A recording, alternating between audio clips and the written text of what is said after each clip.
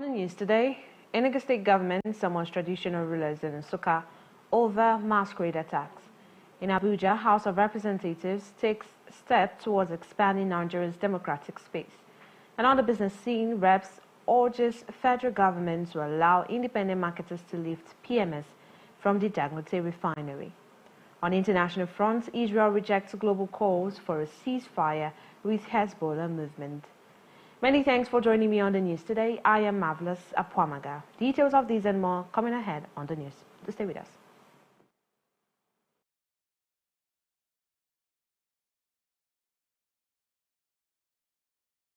We'll begin the news in Enugu, where the state government has summoned traditional rulers and president generals of the communities in Nsukka, where Oriokpa masquerade as attacks resulted into fatalities.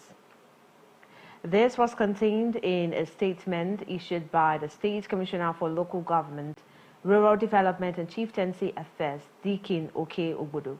The state government has equally directed a full-scale investigation into the activities of the Oriokpa masquerade groups in the area, vowing to bring the perpetrators to book.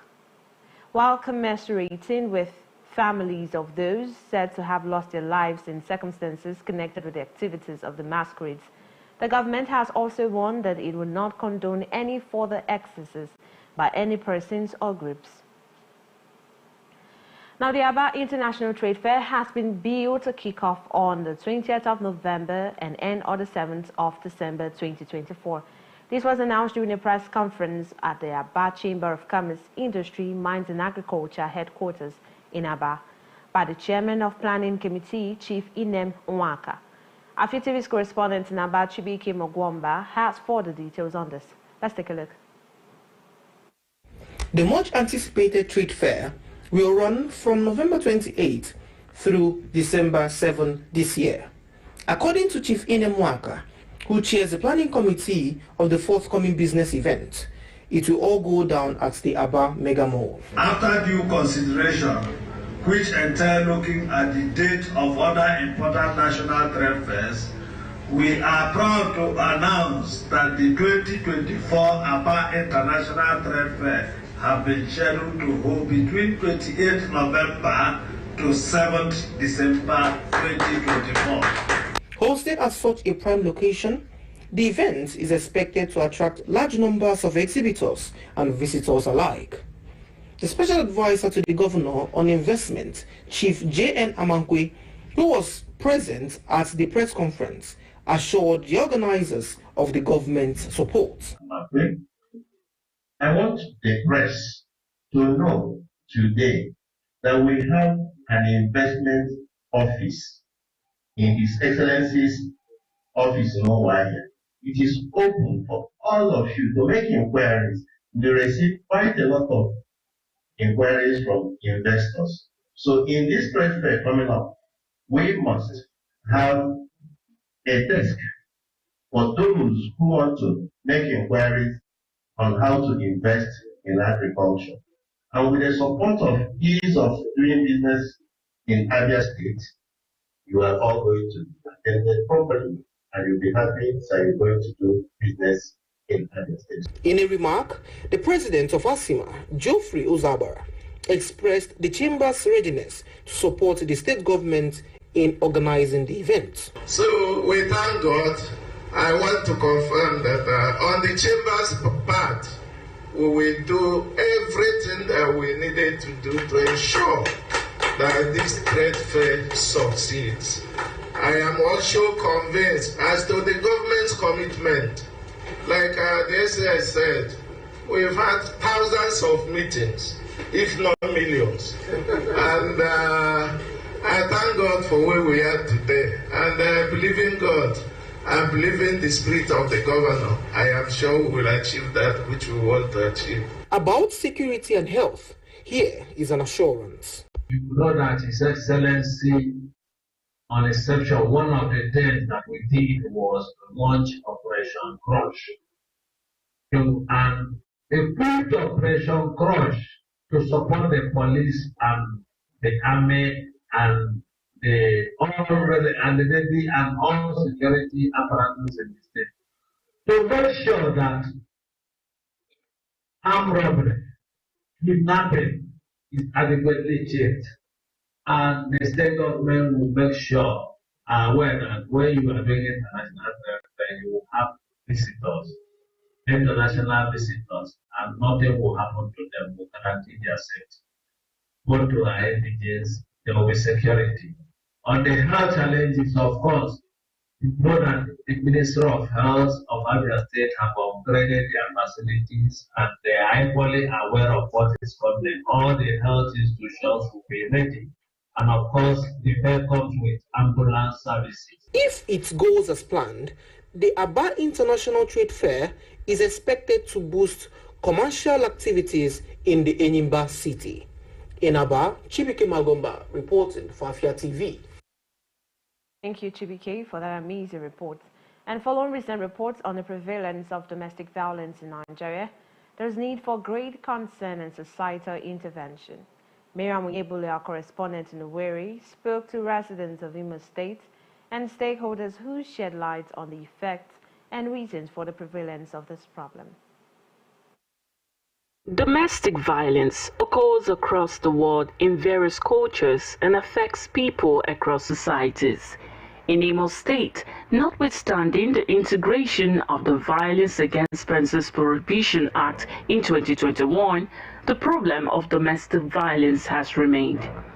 Kingsley, a resident in Owerri, believes that a harsh economic situation is a major factor for its prevalence. Why I think there could be a number of reasons why it is prevalent now. Obviously, we live in hard times. Okay, there's a lot of pressure currently, economically mostly. Families are not finding it easy. Tempers flaring. So I'm not surprised that it's getting more prevalent now. Speaking to Afia TV, Ernest Owu, the Commander, National Agency for the Prohibition of Trafficking in Persons, Imo State Chapter, mentioned that men also face abuse. It's happening. While I was in Abuja, I investigated so many cases that involved women against men. But because of ego, men being what they are, they swallow this pride. A lot of men don't want to voice out. But there are occasions that men come out and say, I'm being violated. Violence is being meted on me by my wife almost on daily basis. I said, man who came, who was crying, that every time there is issue, the woman will pounce on him. But in the patriarchal world that we are, it's always difficult for men to come up to own up. Kingsley also believes that societal or family patterns has caused domestic violence to leave a stubborn ink. That thing, I believe, is why it has been there for a long time, is that children who grow up in homes where there is domestic violence tend to imbibe that and see it as a norm.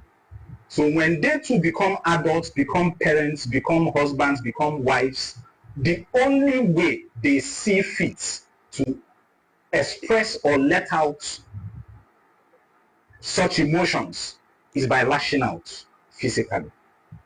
So the home is important.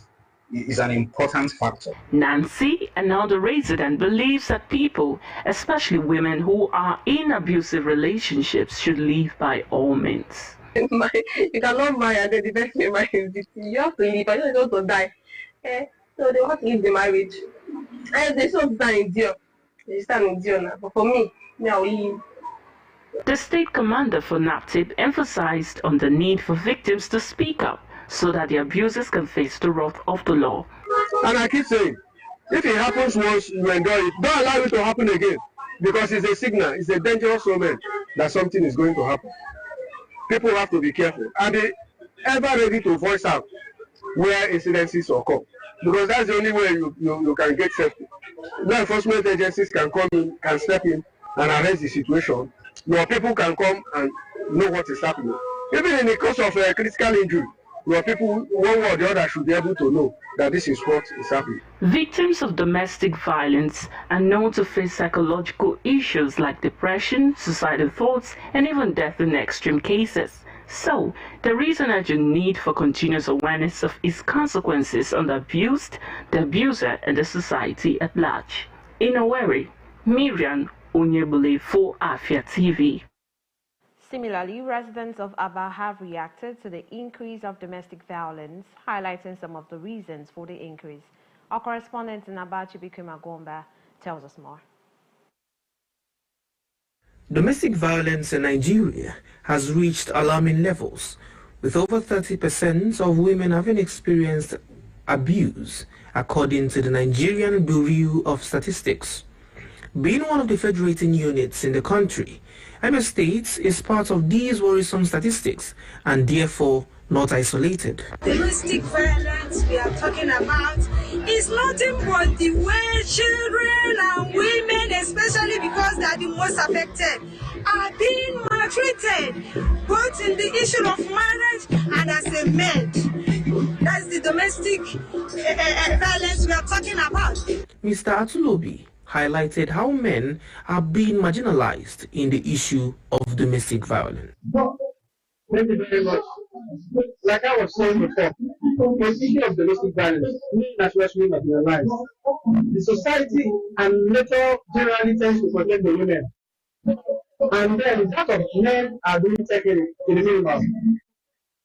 In these cases, what comes up actions and reactions at home are not being considered. He also stated some of the reasons for domestic violence. What comes up actions and reactions at home are not being considered.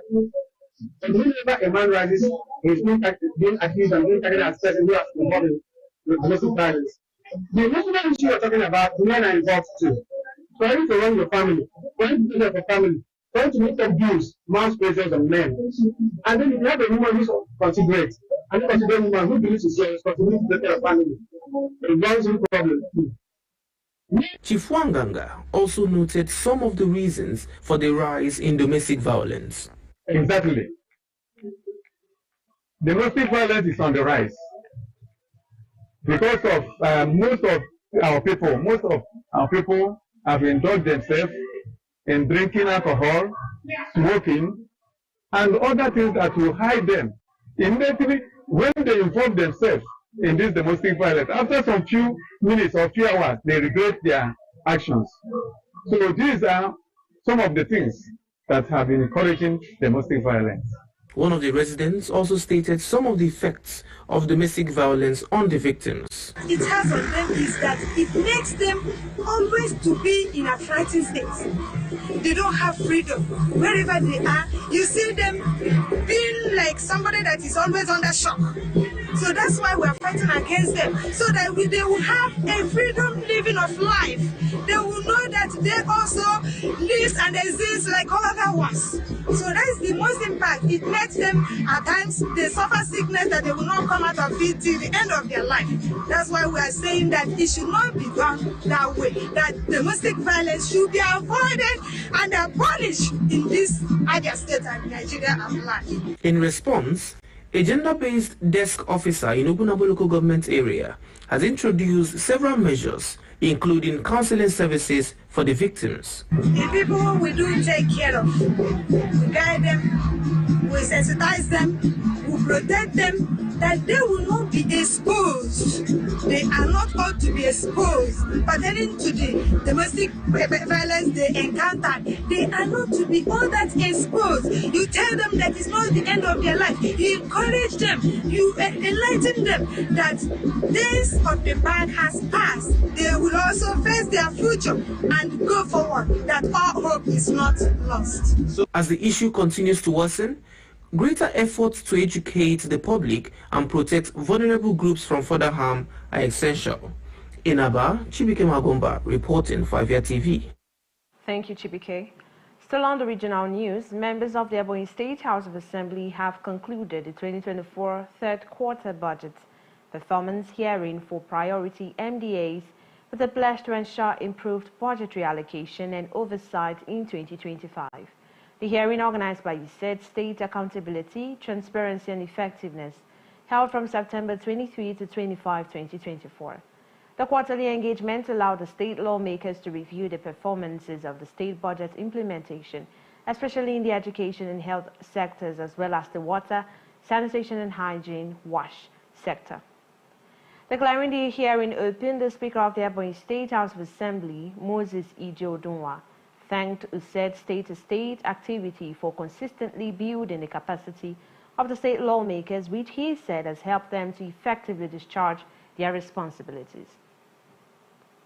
In his remarks, the state team lead of State-to-State, Dr. Sam Onya, appreciated the Speaker, members of the Ebonyi State Assembly and other stakeholders for constantly responding to the activities which are targeted at improving government's ability to plan and budget, raise revenues, manage conflict and oversee service delivery in the health, education and WASH sectors.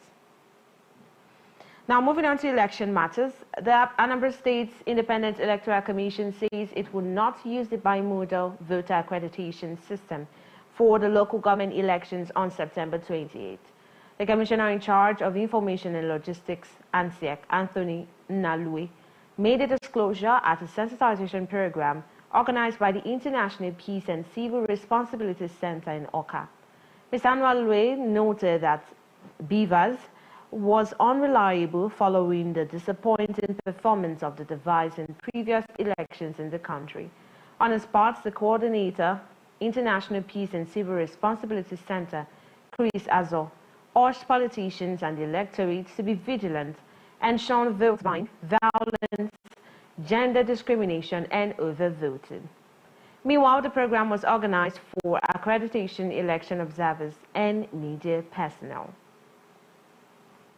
In a related development, the Anambra State Independent Electoral Commission (ANSEC) says a total of 9 political parties will be participating in the forthcoming local government elections in Anambra State, slated for Saturday. According to ANSEC, the political parties participating in the elections include Action Alliance, Accord Party, All Progressive Grand Alliance, Labour Party, New Nigeria People's Party, People's Democratic Party, others as Zenith Labour Party, Young Progressives Party, and Social Democratic Party. The All Progressive Congress, APC, the Northfield candidate, as it officially withdraw from the local government elections, citing concerns over electoral irregularities. We're going to short break now. When we come back, we give you more stories on the News Today. News Today returns shortly. Please stay with us.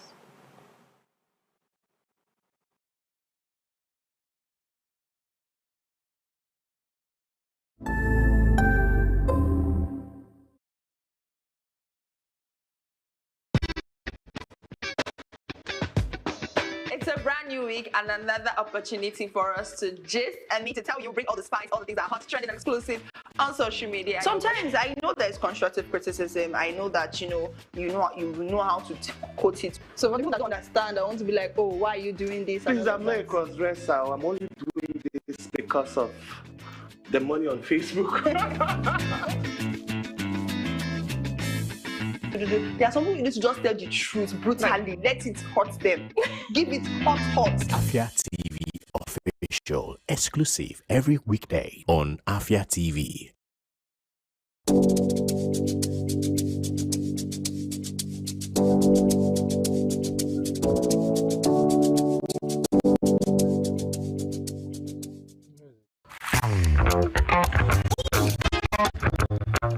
Time check, it's 2 p.m. and it's time for us to vibe, chill, and relax. Ladies and gentlemen, welcome to Lunch Break on Afia TV. So Lunch Break is all about the music, it's all about fun, it's all about entertainment, it's all about entertaining gossip and stories from social, it's all about the latest trends, it's about what's lit, it's all about the games with our guests, and yes, in general, I like to say it's all about the vibe and vibes only.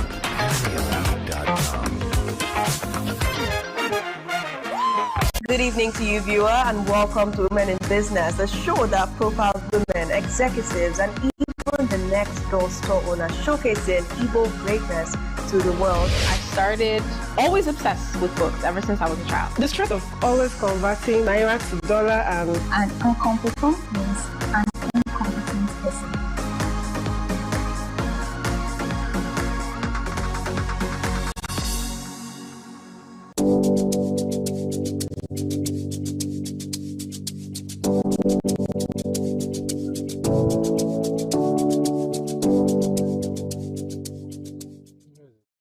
thoughts on the spate of sex operators in Nigerian universities? This very issue of owing salary should be criminalized. How can they amplify their voices? People don't have evidence. Want to get to know about it? Have to stay tuned right here on Afia Morning Show to get the pulse and the feel of that.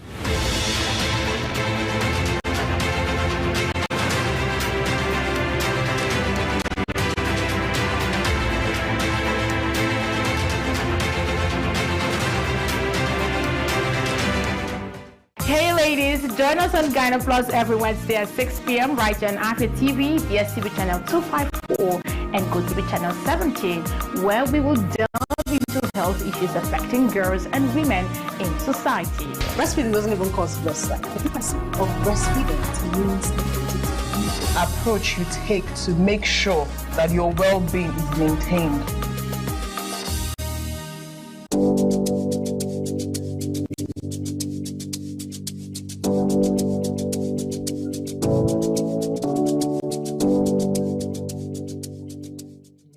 Welcome to the latest and most amazing show on your ladies and gentlemen. Welcome to Lunch Break. You don't sing along. I did single. For real. You're not a backup singer. I'm saying it.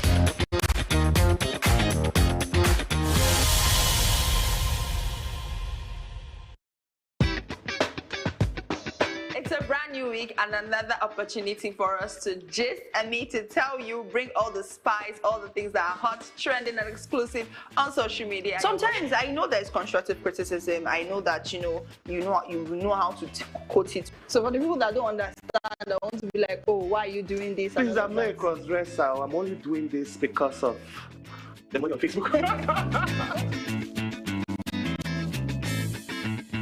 There are some people you need to just tell the truth brutally. Let it hurt them.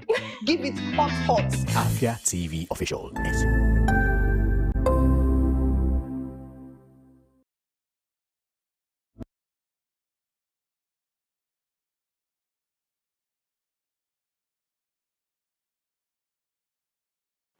Many thanks for staying tuned. You are still watching News Today right here on Afia TV. Moving on to the national front, the House of Representatives has taken a significant step towards expanding Nigeria's democratic space by introducing a bill that allows for independent candidates in elections.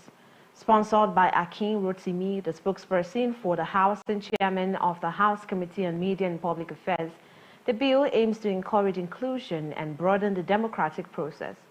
Rotimi emphasized that this bill will empower citizens unaffiliated with any political party to run for public offices. Meanwhile, this proposed legislation seeks to amend Section 7 of the Principal Act, allowing individuals eligible to vote or contest elections to run for local government offices without being sponsored by a political party.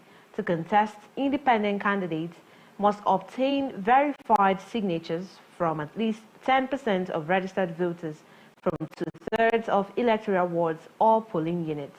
The bill also proposes amendments to Section 65, setting educational requirement for independent candidates. They must have at least a school certificate or equivalent and obtain verified signatures from 10% of registered voters in their senatorial districts or federal constituency. Now, the Economic and Financial Crimes Commission and the Department of State Services have resolved to strengthen their collaboration, particularly in the area of intelligence, in a bid to tackle the menace of economic and financial crimes as well as corruption in the country.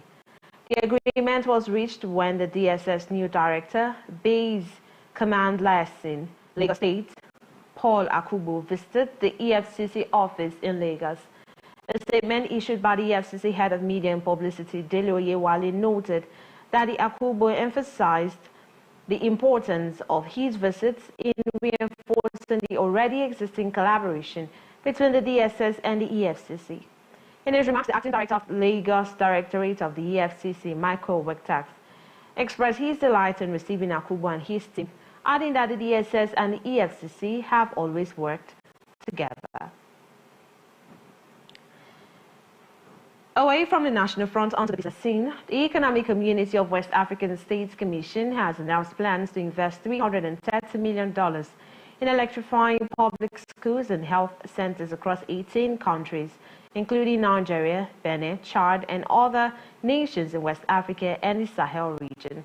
At a stakeholder forum in Abuja, the senior advisor on the regional off-grid electricity access project at the ECOWAS Commission, El Haji Silia, outlined the goals of the initiative, which the World Bank, the Clean Technology Fund, and the Dutch government funded. Silia explained that the project aims to increase electricity access in rural areas by focusing on off-grid solutions for essential public services. On his part, the Minister of Power, Adebayo Adelabu, highlighted that Nigeria's rural electrification efforts have significantly improved through grants and subsidies. Meanwhile, the project aims to address the chronic lack of electricity access, which affects over 208 million people in the region, particularly in rural communities. Meanwhile, the federal government has disbursed 24.78 billion naira under the National Cash Transfer Program to over 991 poor households as part of efforts to alleviate poverty in Nigeria. The National Coordinator and Chief Executive Officer, National Social Investment Program Agency, Badamasi Lawal, said that the disbursement was in line with President Bola Tinubu's renewed hope agenda, as he explained that the federal government had in August 2024 paid 3.83 billion naira to over 153 households. Lawal stated that in September 2024, the agency shared 20.96 billion naira among 883,000 households, and each beneficiary household received 25,000 naira through their designated financial service providers. He noted that the cash transfer initiative spearheaded by the National Social Investment Program Agency had beneficiaries across all 36 states and the Federal Capital Territory. Still on the business news, the House of Representatives has urged the federal government to mandate the Nigerian National Petroleum Company Limited, NNPCL, and the Dangote Refinery to allow independent marketers to lift PMS from the Dangote Refinery. This followed the adoption of a motion of urgent public importance on the urgent need to allow independent marketers to offtake and lift PMS from the Dangote Petroleum Refinery, sponsored by Oboku Oforji. The House urged the management of the Dangote Refinery to build, acquire, or partner to get tank farms or depot across the geopolitical zones in the country to ease the accessibility of petroleum products to the people. It also mandated the Nigerian National Petroleum Corporation Limited to reveal the price it sells crude oil to the Dangote Refinery, and also mandates the Dangote Refinery to reveal the price it sells PMS to the NNPCL to ensure transparency. We'll go on a short break now. When we come back, we give you more stories on the news. Please stay with us.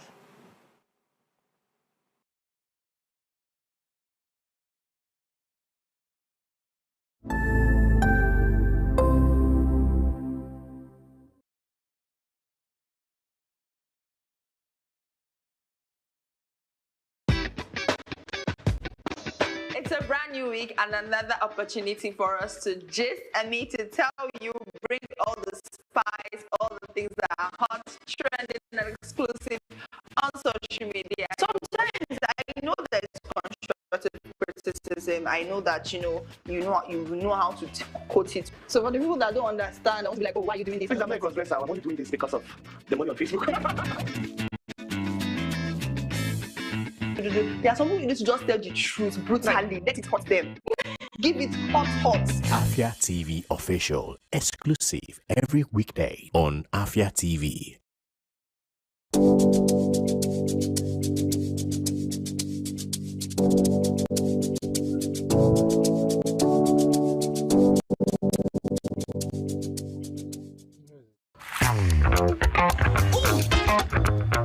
Time check, it's 2 p.m. and it's time for us to vibe, chill, and relax. Ladies and gentlemen, welcome to Lunch Break on Afia TV. So Lunch Break is all about the music, it's all about fun, it's all about entertainment, it's all about entertaining, gossip, and stories from social. It's all about the latest trends, it's about what's lit, it's all about the games with our guests. And yes, in general, I like to say it's all about the vibes and vibes only. Good evening to you, viewer.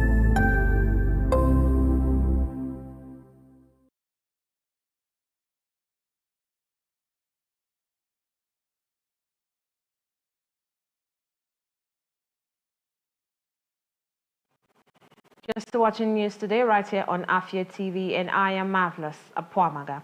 On the international scene, Yama's military coup leaders have urged their opponents to put down their weapons and start political dialogue in a surprise move that was swiftly rejected. The State Administration Council, as the military has started itself since seizing power in February 2021, urged the ethnic armed groups and People's Defense Forces fighting against military rule to give up what it described as the terrorist way and start political dialogue. Reacting to the call, the National Unity Government, which includes elected lawmakers removed in the coup, swiftly dismissed the offer. Meanwhile, the armed groups have taken control of the country since combining forces to launch a major offensive in October last year, putting the military under immense pressure. Shigeru Ishiba has won the leadership election of Japan's governing Liberal Democratic Party and is set to become the country's next prime minister. The former defense minister, 67, prevailed on Friday in a tight context, defeating economic security minister Sanae Takachi, 63, in a runoff after none of the 9 candidates won a majority in the first round of voting earlier in the day. Ishiba's, whose campaign focused heavily on security issues, had dedicated he will push for more oversight over the United States' use of its bases in Japan. Recall that Prime Minister Fumio Kishida announced his decision to resign in August amid a series of corruption scandals within the LDP, the largest party in parliament. And finally on the scene, Israel has reportedly rejected global calls for a ceasefire, with the Hezbollah movement defying its biggest ally in Washington and pressing ahead with strikes that have killed hundreds in Lebanon and heightened fears of an all-out regional war. Despite Israel's stance, the U.S. and France sought to keep prospects alive for an immediate 21-day truce they proposed on Wednesday, and said negotiations continued, including on the silence of a United Nations meeting in New York. Meanwhile, an Israeli warplane struck at the edges of the capital Beirut, killing 2 people and wounding 15. Moving on to the Brazil World of Sports, the Executive Committee of Nigeria Football Federation on Thursday approved a recommendation of its Technical and Development Subcommittee for the Federation's Technical Director, Coach Augustine Eguavoen, to continue in his role as head coach of the Super Eagles and lead the team in its 2025 African Cup of Nations qualifying matches against Libya next month. The 58-year-old, who is temporarily in charge of the squad, previously steered the 3-time African champions to a 3-0 defeat of Benin Republic and scoreless draw with Rwanda in match days 1 and 2 earlier this month. Meanwhile, with the departure of Mr. Randy Waldrum, the Executive Committee also approved the recommendation of the Technical and Development Subcommittee for Coach Justin Madugu to lead the remaining technical crew and take charge of the senior women national team, Super Falcons, pending the appointment of a substantive head coach. And lastly, on the Brazil World of Sports, the Ghana Football Association is back searching for a venue for the home games of the Black Stars. The football body in Ghana approached the Togo Football Federation last week after the approval of the Baba Yara Stadium in Kumasi was withdrawn by CAF. The communication broke down between Togo Football Federation and Ghana Football Association, and the request was turned down. According to the latest from Accra, the Ghana Football Association is now searching for a suitable venue for the crucial game against Sudan, slated for October. We're going on a short break, and when we come back, we'll be having our guests join us on the program. News Today return shortly. Please stay with us.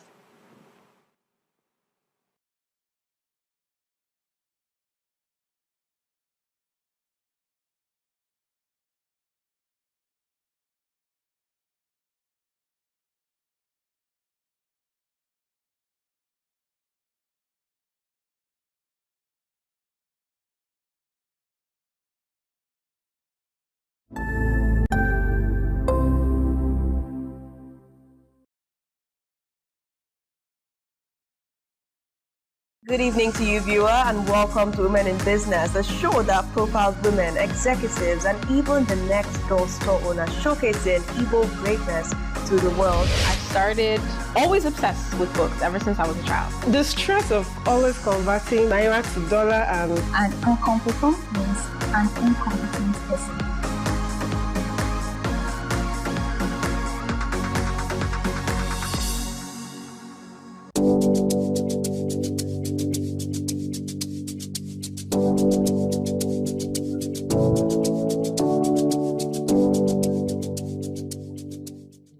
What are your thoughts on the spate of sex for grades in Nigerian universities? This very issue of owing salary should be criminalized. How can they amplify their voices? People don't have evidence. Want to get to know about it? Have to stay tuned right here on Afia Morning Show to get the pulse and the feel of that.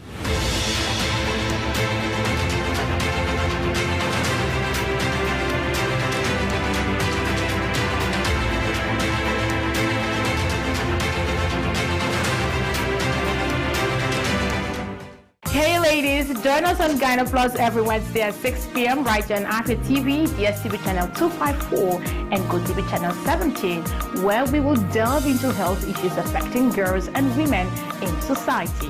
Breastfeeding doesn't even cause breast size. The frequency of breastfeeding means the approach you take to make sure that your well-being is maintained.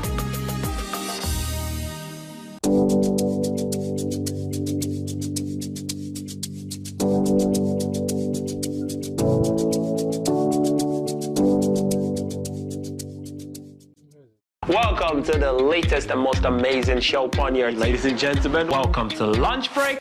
You don't sing along. I did single. For real. You're not a backup singer. That's what they do for it.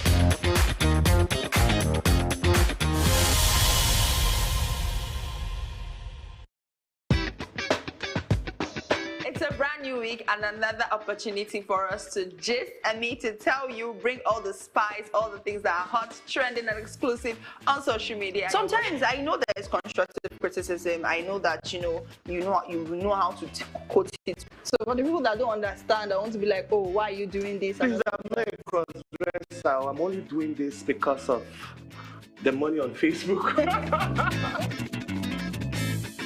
There are some people you need to just tell the truth brutally. Let it hurt them. Give it hot. Afia TV official, exclusive every weekday on Afia TV.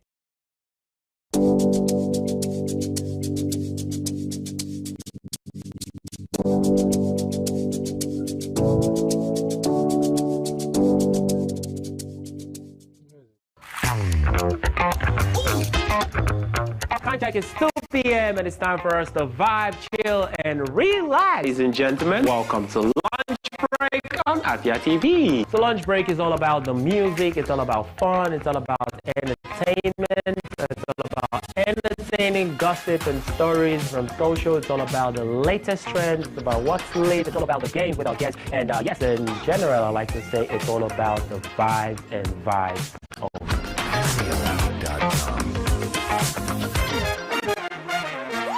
Good evening to you, viewer, and welcome to Women in Business, a show that profiles women, executives, and even the next door store owners, showcasing Igbo greatness to the world. I started always obsessed with books ever since I was a child. the stress of always converting naira to dollar and An incompetent means an incompetent person.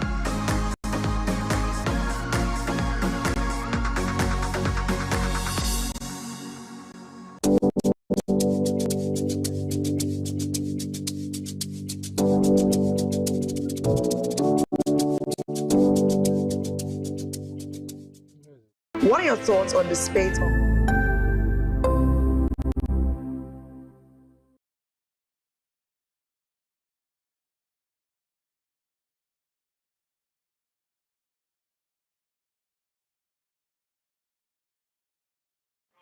In case you're just tuned in, you're watching News Today right here on Afia TV, and I am Marvelous Apwamaga.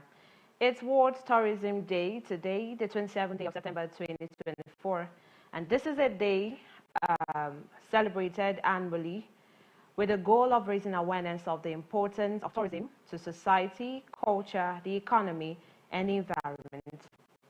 Now, this day emphasizes the cultural interchange and economic development that comes from travel. The theme for the World Tourism Day 2024 is tourism and peace.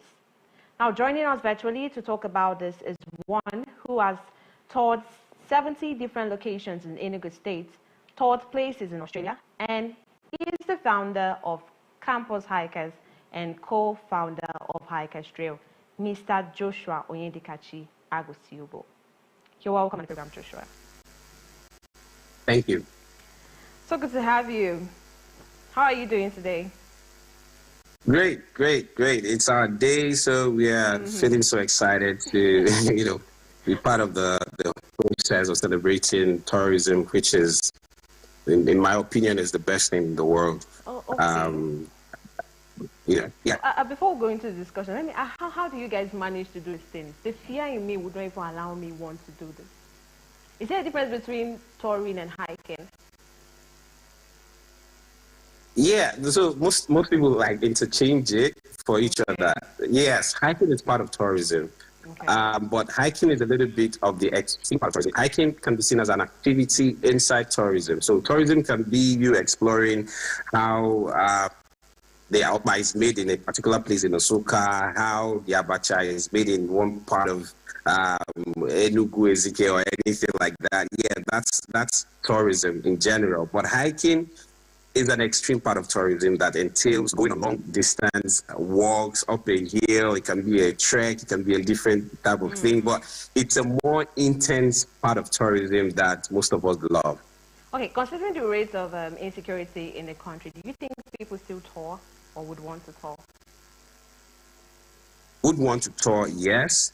Tour, not really much, because the thing about tourism is that it's centered on safety, and that's why I'm excited with the theme for this year, which is tourism and peace, which we look all over the world and we see things that are happening, in places like in Gaza, Israel conflict, and how it affected the pilgrimage and tourism and everything that has to do, which is almost up to 20 to 30%, if my accounts are right, on the economy of Israel, because of how important the important role Israel plays in Christianity, Judaism, and other religions. So if we have to bring it back home, the intensity of insecurity in the Southeast has drastically affected and almost close to eliminating tourism in the Southeast. If not that, once in a while we have tour festivals here and there, but when it comes to people touring as a group in the Southeast, it has really drastically reduced as at how it was, say, like 10 years ago,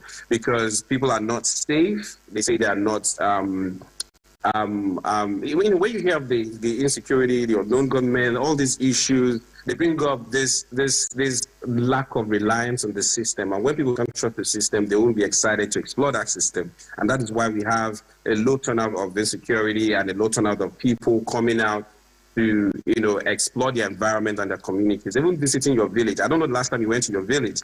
That's also part of tourism. So that's, in the entire sphere of the conversation around tourism, security and peace is the only thing that fosters tourism. Okay, so it's World Tourism Day. What does it mean to you as a tourist? How do you celebrate today? For me, it's a day of reflection. It's a day of also celebrating some of the things we've achieved so far.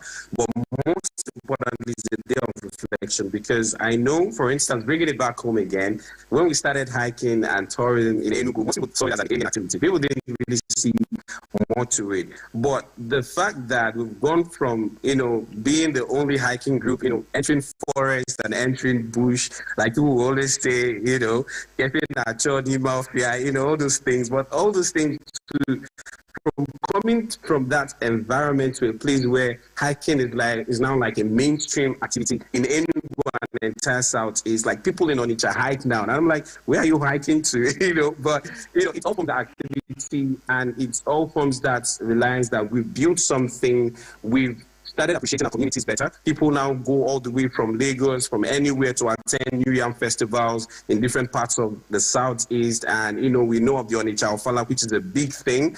And the Ofalas in various Arochukwu, the Newi festivals, a lot of other festivals in Enugu State as well as Abia State. So people now feel proud and want to associate with it. And that's the reflective and the accomplishing part of the celebration of today that becomes the World Tourism Day. Like, whoa, guys, so we're able to make something this small become so integrated into people's life that they want to do it every time.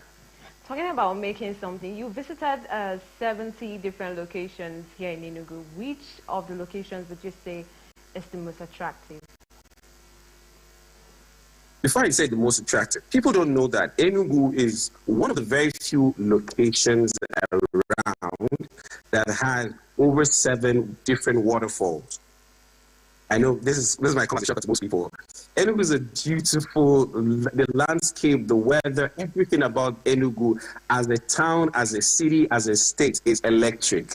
You know, even talking about places like Anambra State, where we talk about Obunike Cave and a lot of other locations around the south is which are electrifying. But for me, if there's any one location I would say is my best, it has to be, okay, it has to be 2 places first. But my most, for the spiritual and the divine and the connection you develop with the place, once you visit the place, it has to be Owu Monastery. The monastery it's beyond words. Like, it's more than just a tour. It's also like a spiritual pilgrimage. And it's one of the places that I wish Enugu State government will put a lot of energy into developing. Because I've done tourism in Nigeria, I've done tourism outside Nigeria, and I can say for a fact, we are not serious. We are not serious about tourism in Nigeria and in Enugu State. We are not serious. I know a lot of things are coming up here and there, but they're all audio, if I have to call it that, because people are not thinking... Sorry to cut you. Why do you think we're not serious? Why? We're not serious because we're not creating the enabling environment, because these are the few things, right? We're not creating the enabling environment that would foster tourism. We're not talking to the stakeholders. We're not talking to the people that have done it in over 10 years. Like, how did you guys do it? How can we as the government come in? We're not giving them the leverage. Now, as a tour operator in Enugu State, for instance, we have to pay the government to conduct an activity that is funded, financed, championed, promoted by us as a group. You don't expect us to be happy about that. We are bringing hundreds of people, if not thousands of people into the States, which are, you know, people are going to different parts of Enugu, they are buying things, they are adding to the economy of the States. And the only way the government can tell us, thank you for doing that, is by imposing some form of tax for us. You know, in order for us to host events, we now have to be taxed, we have to pay some sort of incentive to the government to give us the opportunity to host an event that is going to be, like I said, financed, championed, funded, promoted exclusively by us.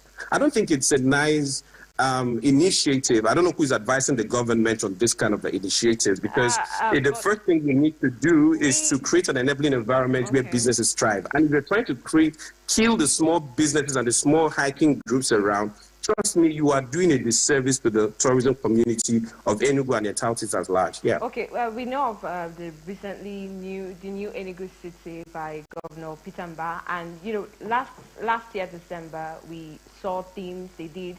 Unity Park was designed, was rehabilitated, and you know, and this December we had the Peter Mbah on the morning show this morning, and she said there are plans on the way for the Unity Park to make it, you know, exciting and more attractive, and you know, to make Christmas enjoyable for everyone in the state. Don't you think this is something interesting and a good move? Nah.